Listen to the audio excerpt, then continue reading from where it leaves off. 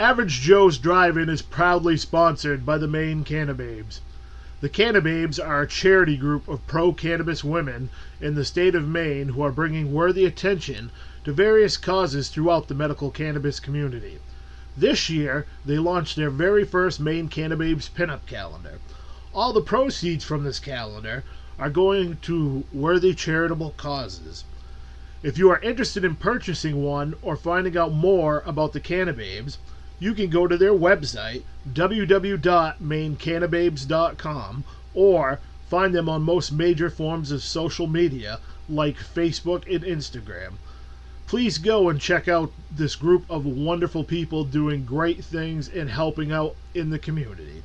Once again, that's maincannababes.com.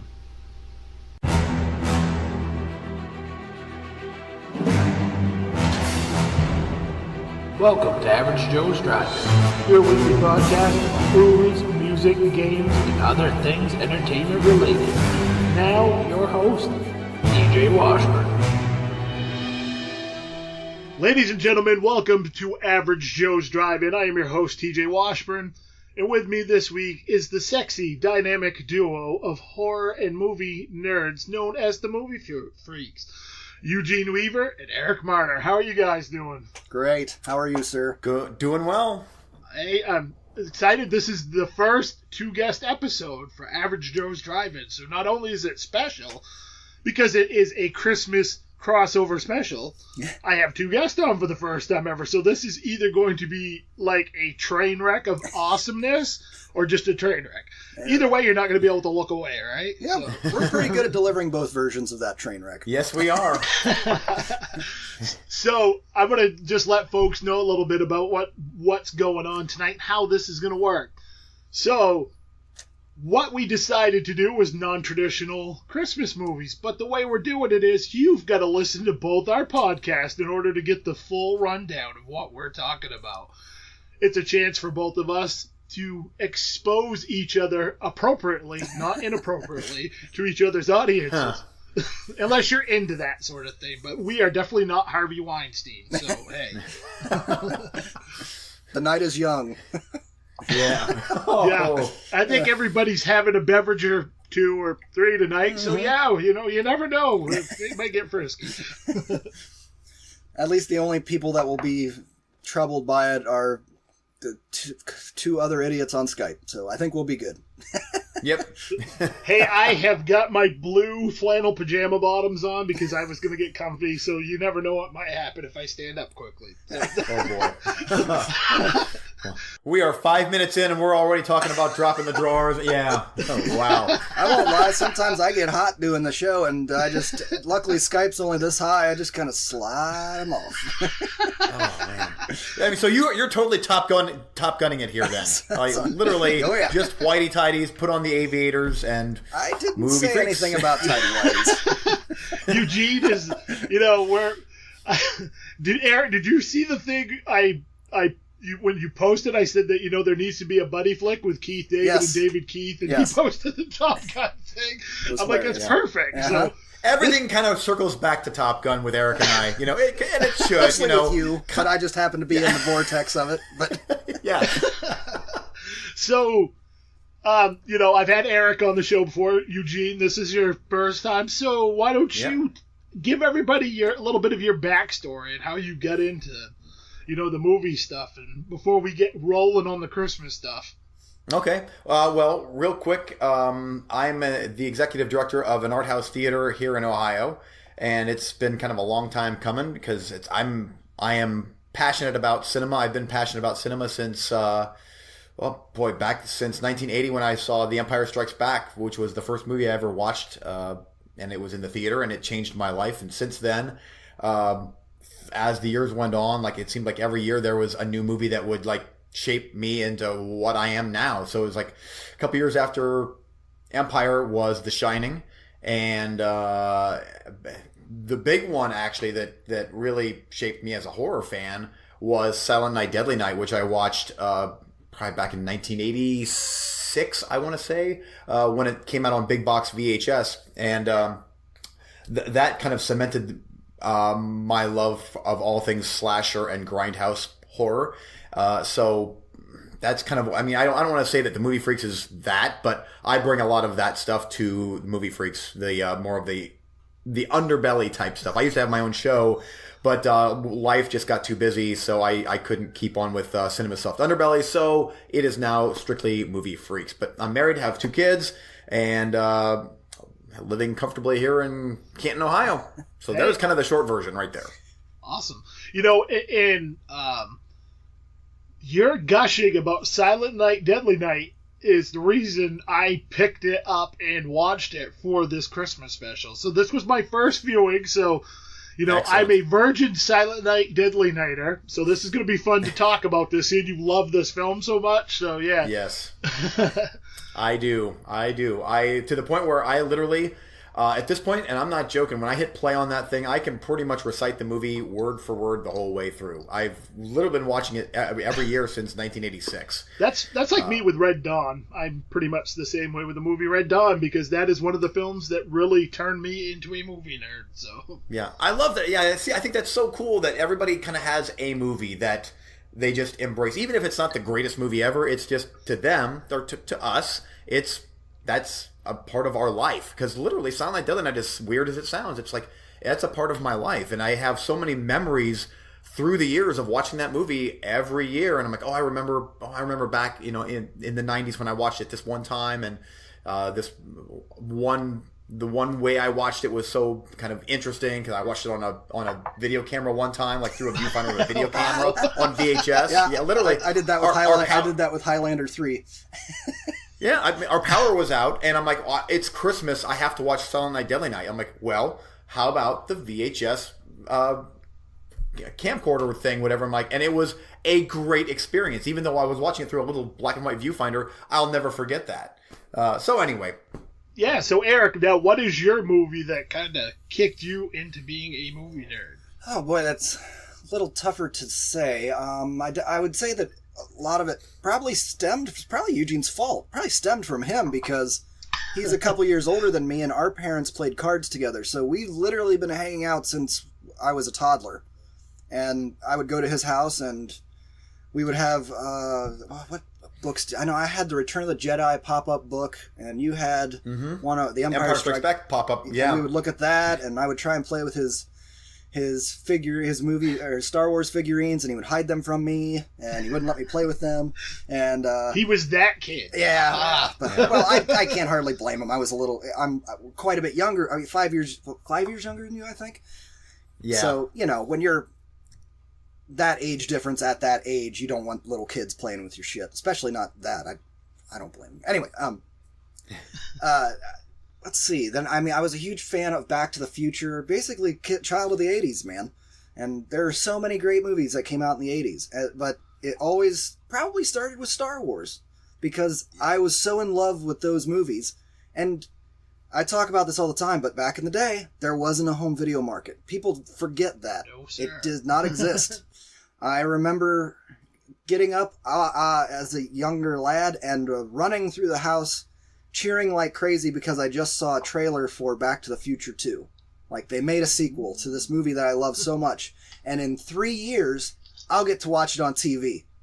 I was so excited I was running around about something that was going to happen maybe in 3 years. So, from that to jumping way ahead to, like, Jurassic Park.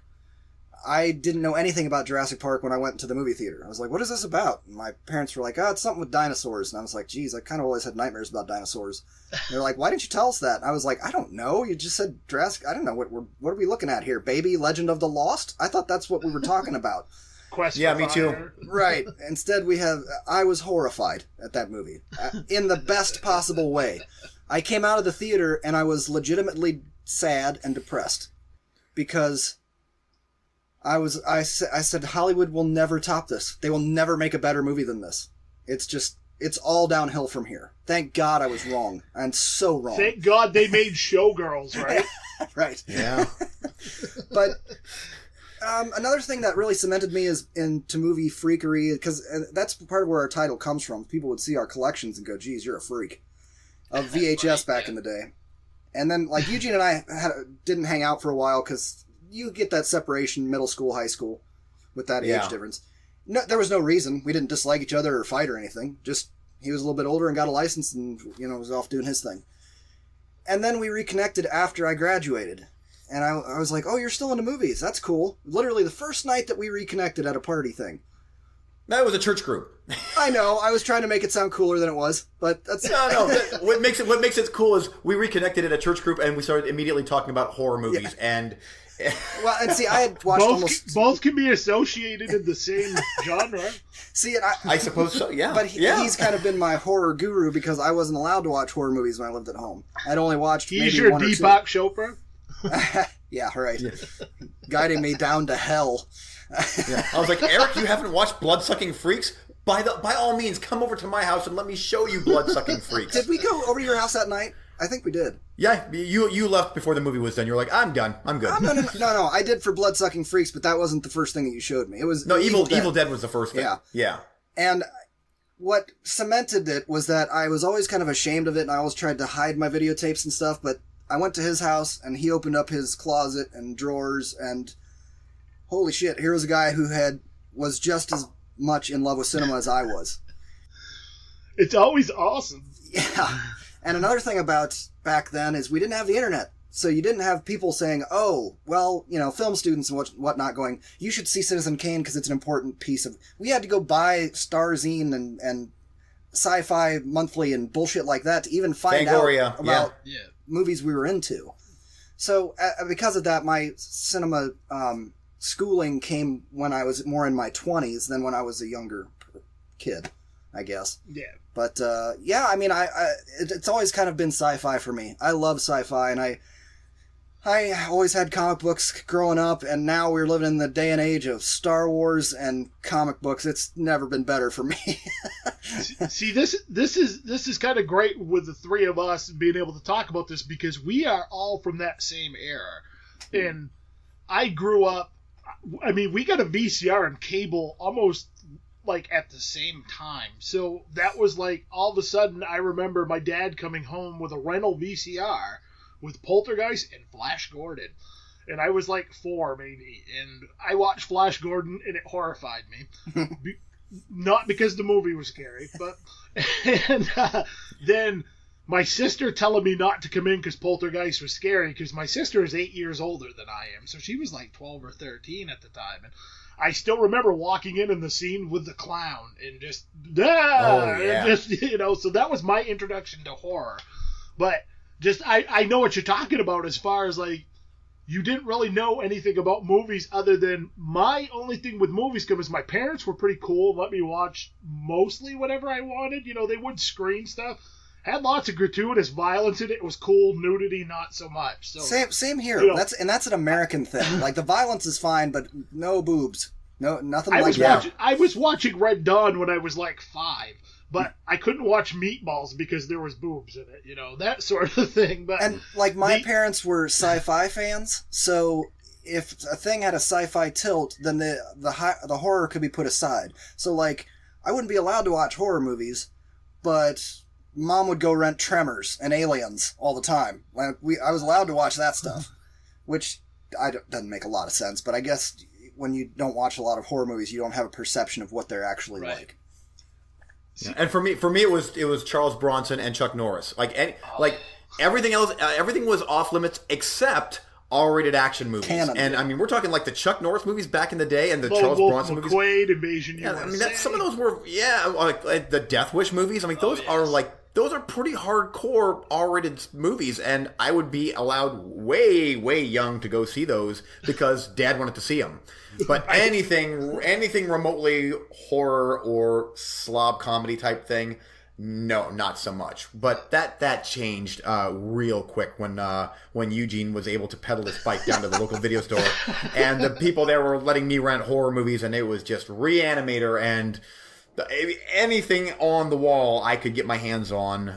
See, I was mostly a good boy. I just didn't. I tried to find the sly stuff that I knew I could get away with, but I never went. It was nothing against it. I just never went for it until now, and now it's about 1 month a year, and I just go hog wild. Eugene gives me tons of shit, and anyway, my whole thing was. and I have mentioned it probably way more than I need to reiterate it on the show, but the I hit this perfect whirlwind of like I wasn't into horror, and then I hit 6th grade, and I was 12, I think, in 6th grade. I discovered Stephen King, The Misfits, and George Romero, and all at the same time, roughly, and I'm just like, I'm sold. I am a horror nerd now, and I love this.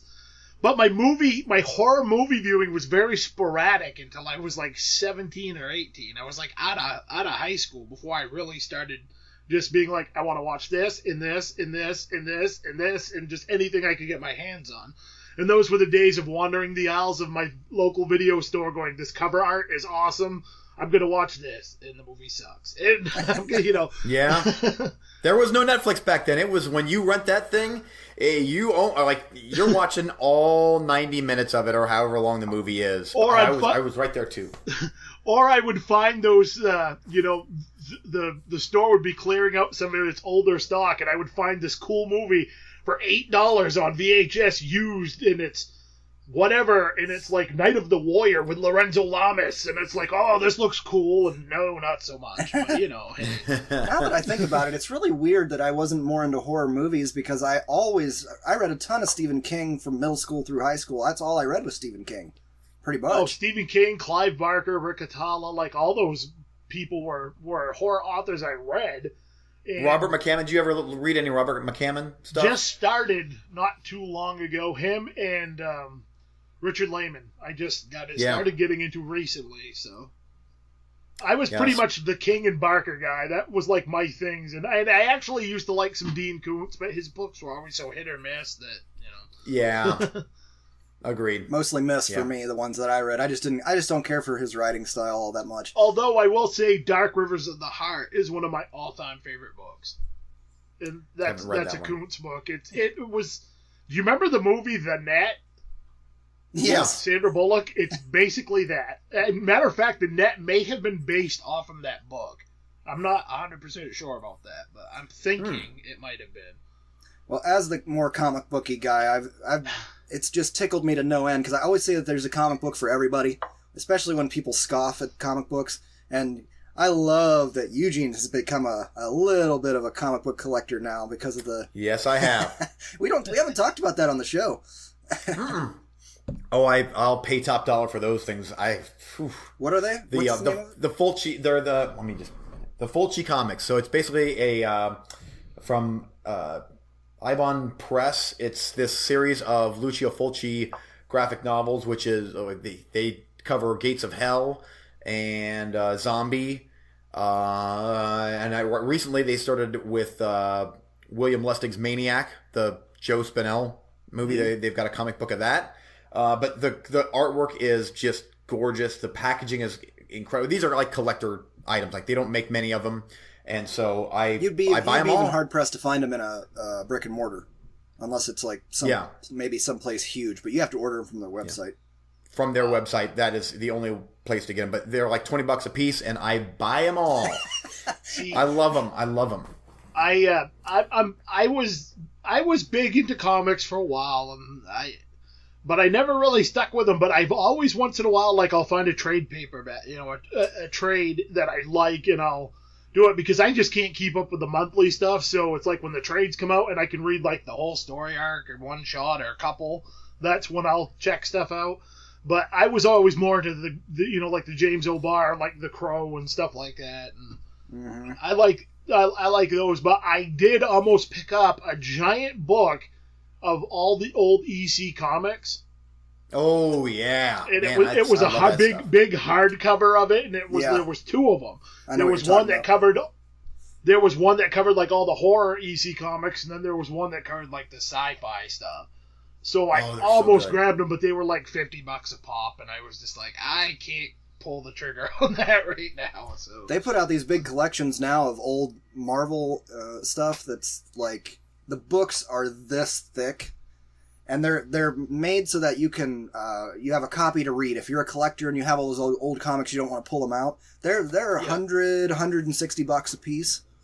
but they're beautifully recolored and they're amazing. I don't own any of them. Obviously, they're way too expensive for me, but I always look at them and I'm like, that's cool. I absolutely hear you there. So so that's cool that you guys have kind of maintained this friendship over the year, and with, I'm sure, other things other than just the movie part of it, but that is like one of those key things that's kind of always kept you guys as buddies and kept you guys movies and music and Yep. Yeah, even kind of a worldview type thing. I think that we're kind of, we've got similar worldviews as far as politics go and just everything, Yep. Kids. That's wonderful when you have those people that you have that connection with, I think most people have one or two people like that you just, you guys just get each other, My best friend Pete is like that with him. Me and him could go like a month and not talking. When we get back together, it's just like I talked to him yesterday type deal, Yeah. Right. We always, even before the internet, there would be times where we call and talk on the phone for an hour or two, and it's the show, people. That's all it is. It is the show. It is not, how are your kids? It's not, it's your birthday. No. What have you been watching? Yeah. Have you heard this? Did you hear about this? Or have you? Yep. Oh, I remember those days. Like an hour and a half would go by, and then it's like, okay, we got to get off the phone. Yeah.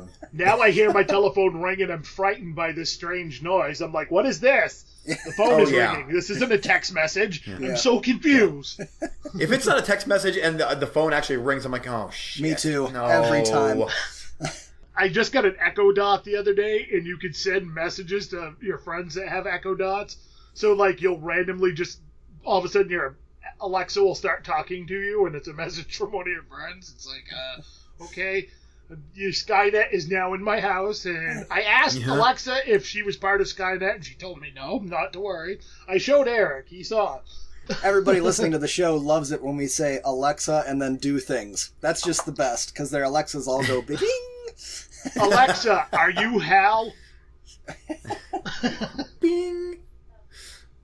And my Alexa's going off in the background. I just got a text message. But it is funny how like at this point, if it's not a text, if the phone actually rings, I am always like, what does someone want? It's going to be someone that wants something from me. It's not going to be it's either bad news or someone wants me to do something that I don't want to do. That like there goes an hour of my day now, right there. Right. This phone call is going to be an hour out of my day, whatever it is. Do you answer phone numbers you don't know? No, hell no. Me either, because I win 3 cruises a day. I'm the luckiest bastard on earth. Yeah. Usually with me, it's either work, my mom, my dad, or a family member, or it is, in most of the time, like, I'm always afraid when it rings if it's somebody family calling or non-family that's a friend. I'm like, something bad's happened to somebody, and I instantly start freaking out, because nobody ever calls. Yeah. So... Well, you want to get into these Christmas reviews we promised everybody? Yes, sir. I actually was just about to say let's kick into the Christmas reviews. So who's the oldest, I guess? We'll go by oldest to youngest. So I'm guessing Eugene might have a year on me, maybe. But... Yeah. I'm 65, so I'm not sure where you are. I'm 39, so... No, I'm 43. Okay, so... And Eric you're like a year younger than me, right? Yep. Okay. I think. So, I got to do math. Math. Average Joe's Drive-In where math. Yes. Math happens. Are you using new or old math is my question. Oh, I have to deal with the new math. Don't even make me talk about that shit. I'm so glad I just not have to deal with that because I don't have any children. So. Oh. They're drawing graphs and shit, and numbers are flying all over the place. I'm like, you're just adding 2 numbers. What's the problem? No, we need 73 steps, a horse, a small airplane, a loudspeaker, and 7 ninjas. Yes, and that guy's arm. All right, so kick us off, Eugene. So I'm up? Sure. Okay. So first movie that I'm going to talk about that is kind of a non-traditional Christmas movie is Bob Clark's Black Christmas from 1974. And I have come to adore this movie. And it's odd because I didn't come to grasp it until last year's viewing. And I'm not sure why, because last year when I watched it, I'm like, holy shit, this is great. And all the other times before there, I was kind of bored with it. And it's probably because before I had ever watched Black Christmas, I watched the remake. Which is very, very different from the original. Oh, yes. And so that's kind of how I imagined Black Christmas. Well, because I love the remake so much, that's why I'm like, well, I should watch Bob Clark's Black Christmas, even though it's kind of it predates Halloween by a good 4 years. And it's almost like, it felt to me like Halloween kind of really kicked off the American slasher movie. So anything before that can't be that good. Well, I'm wrong. There's some great American slasher-esque type movies. Black Christmas is one of them. Redeemer, Son of Satan is another one. Both are really, really good slashers that predate Halloween by several years. But Black Christmas, what makes Black Christmas so good is it is a slasher, but it's more of it's still kind of a gothic horror movie. It has very much the gothic feel of even some of the Hammer movies. Not the old like vampire werewolf type things, but almost all Hammer movies seem to have a gothic feel to them, and I love that gothic feel. And Black Christmas has that. It's one of those movies where it truly feels like Christmas time. Like the music is unsettling and creepy, yet still Christmassy. The setting, and even more so with the sequel, which I'll talk about the sequel on the Movie Freaks episode. But I think another reason why I finally started to really love Black Christmas, the original, is because I watched another horror movie from Bob Clark called Death Dream. And it's about this Vietnam vet that comes back from the war as a zombie.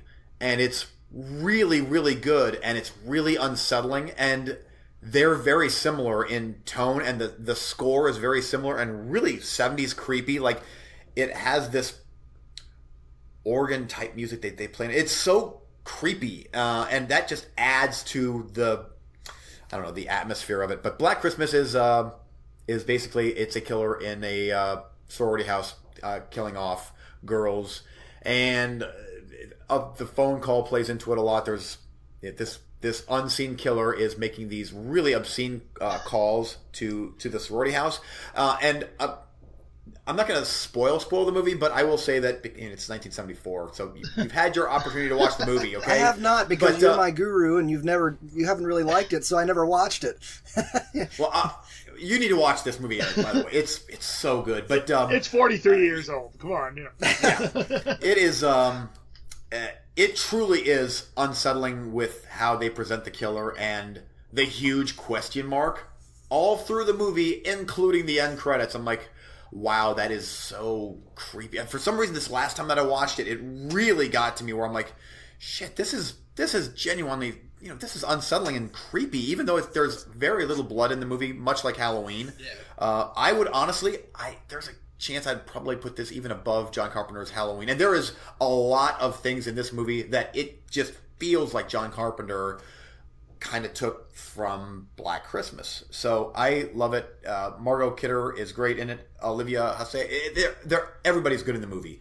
The only negative part of about the movie is with the deadly serious tone and those really obscene phone calls, there is a goofy cop in it, and they joke back and forth, and the goofy cop stuff does not work for me. It takes me out of the movie, much like Wes Craven's Last House on the Left. There was the bumbling cops in that movie, and it just takes me out of the on-screen horror. Oh, yeah, you're talking about the guy that's actually at the police station the whole time. Yes. Yes.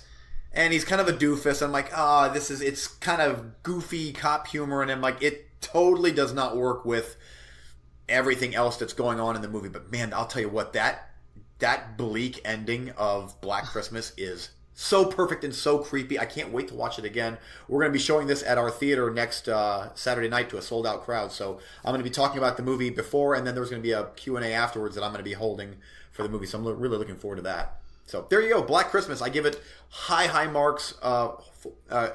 fans of non-traditional horror or non-traditional Christmas movies should definitely check out Black Christmas. Scream Factory has a fantastic Blu-ray release of it. The movie looks stellar. I highly recommend picking it up. There you go. I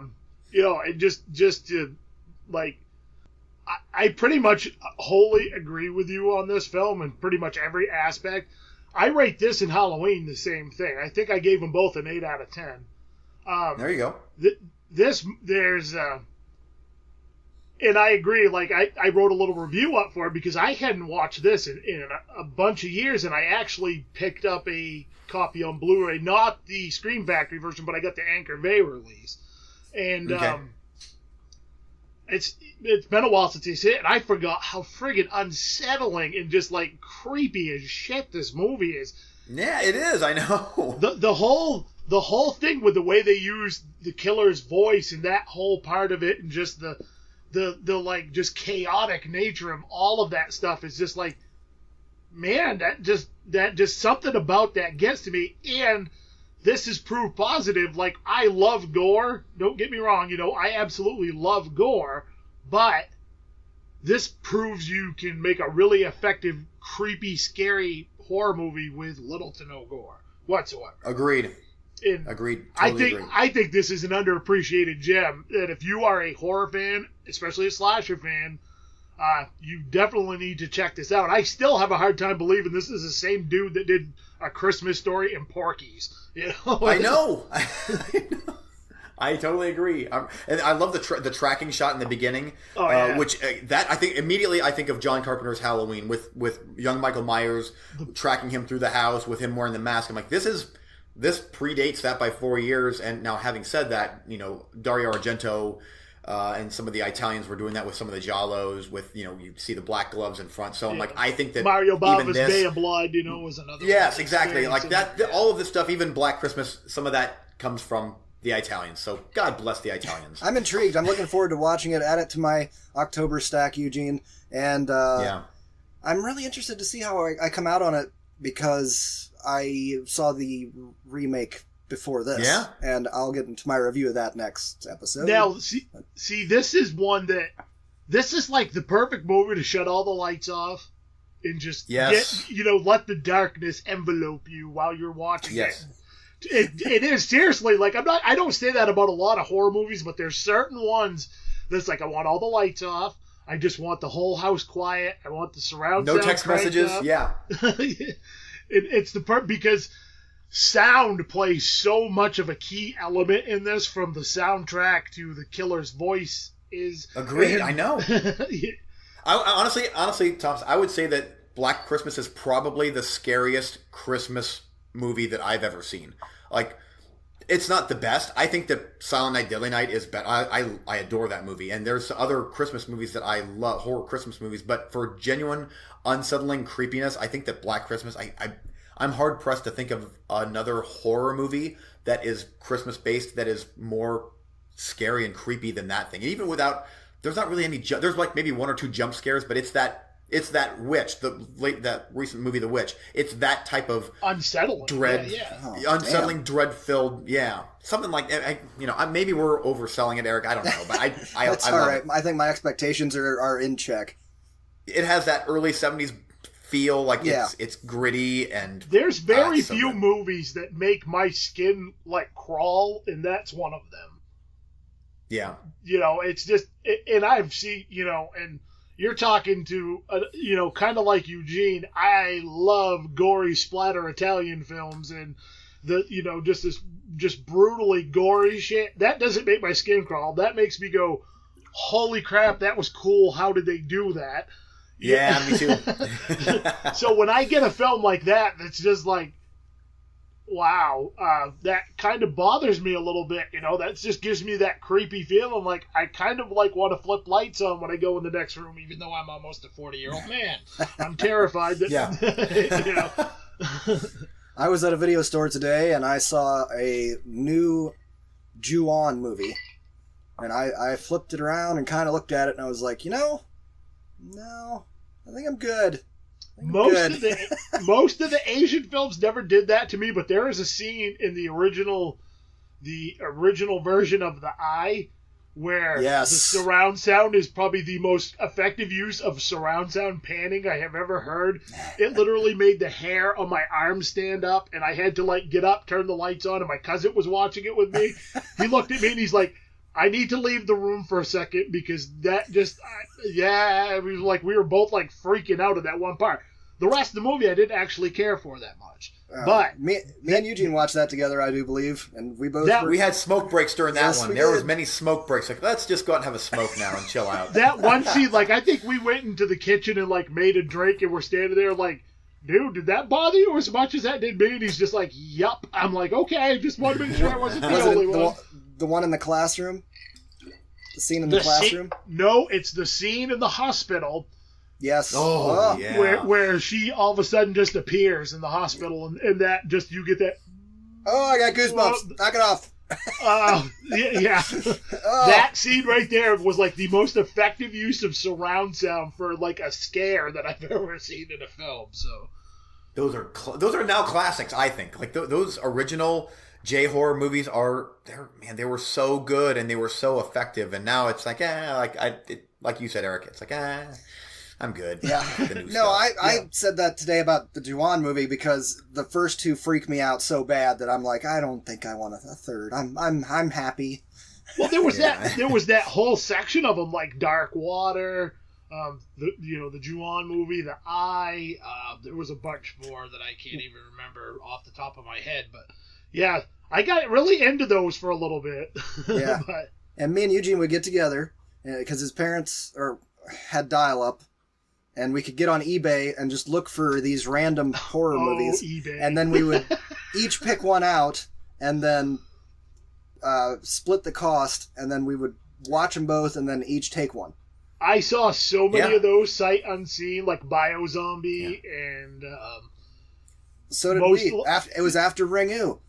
It just I blew up. picked all of those up sight unseen on eBay because they looked cool and I could get them imported, and yeah, so I watched a lot of those. I still have them. I still have these old, weird, dodgy-looking imports. Nice. Nope. Azumi 1 and 2. Unfortunately, all mine went the way of the dodo in the great DVD sell-off of a few years back. That was not really my choice, but yeah. No. So it was a needed oil, or I had all my pipes freeze and really broke, and it just starting like new job type thing, and yeah, so I had no other choice because that was the only thing of value I could sell, and I wasn't getting rid of my guitars or amps or musical equipment. So I had to hold on to the weird imports just because there were so many stories behind them. yeah, yeah, and that's the best part about stuff like this with the movies is those movies you have the stories with, because it makes the movies that much cooler when you have like a cool little story about where you were and who you saw it with and your reactions, and so that's a great part about a lot of these. Yep. Hell yeah. So I'm gonna go with my first movie because I was gonna talk about Silent Night, Deadly Night, but I'm gonna talk about The Long Kiss Goodnight first. I'm gonna save Silent Night, Deadly Night for movie freaks. I was actually, I All right. forgot to mention it to you before the show started, but I was going to request that you do that one first for because of the movie that I have. They're intertwined. The Long Kiss Goodnight, you mean? Yes. Oh, okay. So you want me to do this one first? Yes. Oh, excellent. Then. So I wrote like a little quick review because it has been forever since I've seen this one. This is The Long Kiss Goodnight, come out in 96, directed by Rennie Harlan. Has a runtime of 121 minutes, rated R, stars Gina Davis, Samuel L. Jackson, Yvonne Zima. I watched this one on VHS, kicking it old school. And Movie freaks. Yep. This is an old favorite. I haven't revisited it in years. And this was one of my picks for the non-traditional films for the Christmas special. And it's at the top of my list, and I've been anxious to revisit it. I'd be honest, I don't love this movie as much as I used to, but it's still a damn solid flick. It's a good story.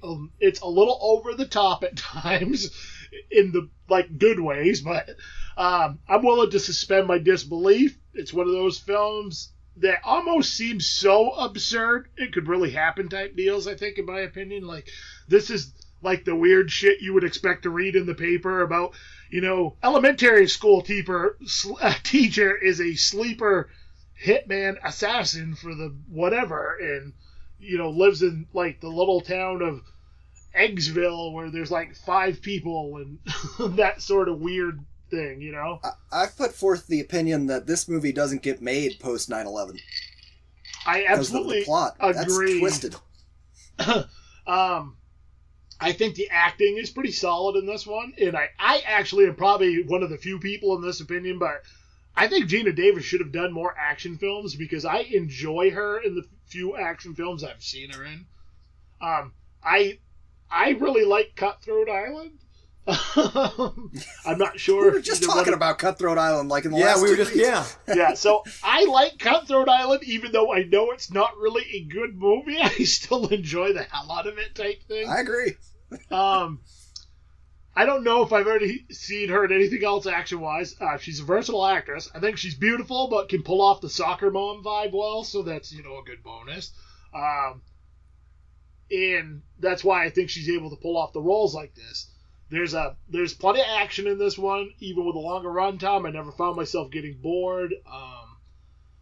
There's a couple parts that I thought were a bit slow here and there, where it's like you probably could have cut like 5 minutes here and 5 minutes there, and I think the film would be better. Because I just think they tried to like stuff too much backstory into it at times, where they could have cut it down just a tiny little bit. But it never gets to the point where you're like rolling your eyes and going, come on, hurry up. And usually when I'm just starting to get to that point with this film, it picks back up. Something else I didn't realize, and Shane Black really likes Christmas setting his films. I didn't even realize this was a Shane Black film. Yes, he does. Like, all of a sudden it's like that clicked. I'm like, all the Shane Black movies he's written, and like half of them are set around Christmas. So this is kind of a different thing. Yeah. So that was I give it a 6.5 out of 10. Like, I really enjoy it, and it's a fun movie, but it's definitely lost a little bit of its charm on me as the years have kind of passed. It's still good, but not quite, like, I'm not in love with it quite as much as I used to be. I'd say that's a totally fair score. I'm probably in that same ballpark. I might even go 7, except for the disturbing and racist plot towards the end there that gets really... especially, like I said, post 9/11, it's like, oh, geez, we're going to put a Muslim or Arab guy in a tanker and blow it up, and it's just so that the CIA can make more money or something. Yeah, because they need funding. We need funding. They need funding, so, yeah. It's like, that's awkward. But I agree. She made a great action person, and it's... Who doesn't love those stories where normal person suddenly becomes super person? You know what I mean? Everybody loves that kind of idea. Oh, absolutely. And this also, I think, is a prime example of when I love Samuel L. Jackson, but sometimes he's a bit much, like he's a little over the top. This film is like a prime example of restrained Samuel L. Jackson, where he's right on the border of being that motherfucker every other word Samuel Jackson. Yeah. You know what I mean? It's like right on that border. I still like the one thing that he does in this movie, and I always think about it because I sometimes do it because I don't have the greatest memory. I go, na-na-na-na, got my keys in my left pocket, na-na-na-na, got my wallet in my right. I can't keep track of my shit gotta use toilet paper so I don't forget to wipe. Yeah, that sort of thing. So... But awesome. but that's the thing, I love him in this because it's like I said, it's that borderline Samuel L. Jackson, and there's some him and Gina Davis actually have great chemistry in this. They play off each other really well, and some of the few funny moments of this film are between him and her, just the way their interactions are. When she's just trying to seduce him, and he's like, I can't, ma'am, because of your kid, you're just trying to do this, and it's like, you are a good guy, Samuel L. Yeah. Yep, I agree. Yep, I agree too. It's a good movie. I haven't seen it since DVD, and that's why I'm not able to comment a whole lot on it because I like it, but I haven't seen it in so many years. I saw it in the theater, then I saw it on VHS, and then I saw it on DVD. So I probably saw it 3 times. It's one of those, like, I had watched it a bunch of times back in the day, but it had been years. I bet it's been 10 years close to it since the last time I saw it. So a lot of this, like, I had forgotten a lot of the stuff that happened. So it was kind of cool being able to go back and rewatch it and check it out. So I'm glad I threw that one on there. I was debating between that and, like, Lethal Weapon or Die Hard, but I'm like, I want to go with something maybe a little more off the beaten path. So it was a tough choice. So, Eric, on to you. Segueing from Shane Black, the writer of Long Kiss Goodnight, the next film that he wrote, Kiss Kiss Bang Bang. And this movie is, here's the story. A 2-bit crook Harry Lockhart, Robert Downey Jr., stumbles into an audition for a mystery film while on the run from the cops. Winning the part, he lands in Hollywood, where he's flung into a tangled, murderous conspiracy with his childhood sweetheart, played by Michelle Monaghan, and hard-boiled private eye, Perry Van Shrike, played by Val Kilmer. And yes, Shane Black very much loves Christmas. He wrote Lethal Weapon, and the first movie he directed is, you ready for this? Kiss Kiss Bang Bang. I think that's shocking for a directorial debut. That's amazing. I love this movie because it is such a crossroads of so many different things that were happening behind the scenes of these Hollywood people in their lives. Robert Downey Jr. was not Iron Man yet. He was kind of on the outs from Hollywood for drug and alcohol problems. He was, if you look at the timeline of filmography, he's kind of direct-to-video and TV land during this period. And this is the movie where he started climbing back up. Let's see here. I just thought that was so interesting that Long Kiss Goodnight was the last thing that Shane Black wrote before this. I don't know what his obsession is with Christmas. Maybe it is one of the themes that actually ties together both of the 2 movies that I picked, which is there's something about the holidays where people are trying to reconnect, and that's a lot of what's going on in this movie. It's kind of accidental. He stumbles into it, RDJ's character, but he's trying to reconnect with his childhood love. There's also a connection of somebody you're not real comfortable around in the gay Perry character that Val Kilmer plays, which is so hilarious. Hilarious. Fantastic. And generally him being so on the outs with everybody, both behind the scenes, I don't mean he was a problem in the movie, I just mean that he was ostracized from Hollywood for a bit. And his character in this movie trying to reconnect with just other humans. He struggles to do it throughout the entire movie, I think. RDJ considered this his calling card to playing Tony Stark, and his performance inspired Jon Favreau to cast him for Tony Stark in 2008. So and it also comes full circle because Shane's next movie was Iron Man 3. The next movie he directed after Kiss Kiss Bang Bang. And when is that movie set? At fucking Christmas. I forgot that he directed. It is. I forgot that he even directed that. Yep. Those were his first 2 movies. Is that not crazy? Yeah. See? Anyway, Kiss Kiss Bang Bang. I love the movie. I think it's great, especially when you know the stuff that was going on behind the scenes, and it plays more into RDJ's performance, and it's an absolutely hilarious movie anyway. It's a great movie. This was actually my first viewing of the film. I went out and bought this just, so I could at least have a clue what the hell you were talking about when I come to this film, and I pretty much echo all your sentiments about it. It's Val, but if you really think of it, this was kind of at that time where Val Kilmer is kind of on his way out too when this film come around. Not just. And I wonder if that wasn't part of how he got to direct the movie, how Shane Black got to direct the movie, because he had 2 stars that he might not have had to pay as much as top A-list actors. They're known names, so they can sell a film, but they've had issues, so maybe he got them cheaper, maybe. Right, and I'm wondering if people were probably thinking, these 2 are kind of notorious for being a handful on set, so guess what, Shane Black? We're going to let you direct this film, so if it gets out of hand, no skin off our back, because this is your first film, so everybody will attribute it to just being, it's your first film, directing your first film, and you just didn't have control of the situation. Right. So, yeah. Yeah. I'm glad. I thought this movie was absolutely hilarious, dude. I love this film. So, In full disclosure here, I've watched it one time and I thought it was good, but I haven't watched it again because it was good. And Eric and I, we've had this conversation. Yeah. I'll watch it again sometime. Val Kilmer made this movie for me, though. Really, I liked Robert Downey Jr., but Val Kilmer absolutely killed me in this. So.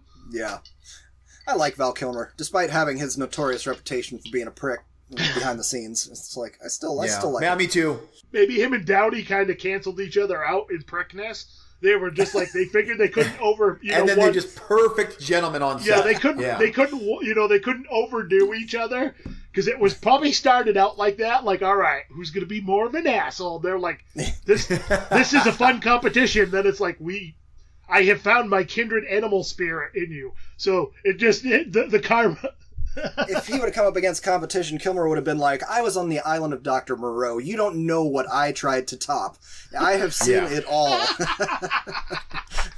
Yep. Hey, but, on a side note, Fairuza Balk was hot in Island of Dr. Moreau because I love Fairuza Balk. So, yes, that was my only reason for ever watching that more than once. So I would say that she's the best part of The Craft, but the entire movie of The Craft sucked. So, whatever. Yes. Ugh. All right. That is the worst part of... anyway. Yeah, we're not going to go down that road. I'll get on my horror rant. So, I would just like to wrap up Average Joe's Drive-In, and I want to thank Eugene and Eric for coming on. And there's more conversation to be had, but you folks are going to have to find the Movie Freaks podcast. So go on whatever podcast app you have and type in Movie Freaks. Subscribe to it. And you're going to do like I do. I have caught up, like every episode I immediately download, listen to on my commute to work. I'm sad that I run out of them, so I go back and I have been listening to the old episodes that I missed before, and that's what you're going to do.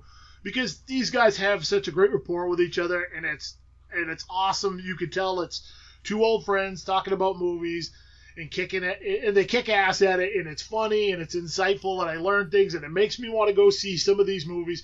Eugene has a way of making me going, that horror movie that I really have been unsure about watching, I want to go see that now. So, Nice. And Eric does the same thing with the sci-fi. So now it's like, I've got to go find this movie and check this out now. I've debated.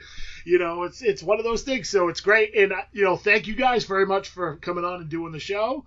I appreciate it a lot, and I'm glad we're doing this Christmas crossover episode. Real quick before I go, I'd like to thank my sponsors, the Maine Cannababes. Their new calendar's out. All the proceeds go to charitable causes. They're awesome people. Check it out, maincannababes.com. Average Joe's Drive-In on Facebook. Thomas Washburn Jr. on Instagram. TWJ Author on Twitter. Or thomaswashburnjr.com. Also, if you love me and want to help me out and help support funding my show, you can buy books and get something out of it. So just go to amazon.com/author/Thomas Washburn Jr. You have been listening to Average Joe's Drive-In, and I will see you sexy animals on the flip side.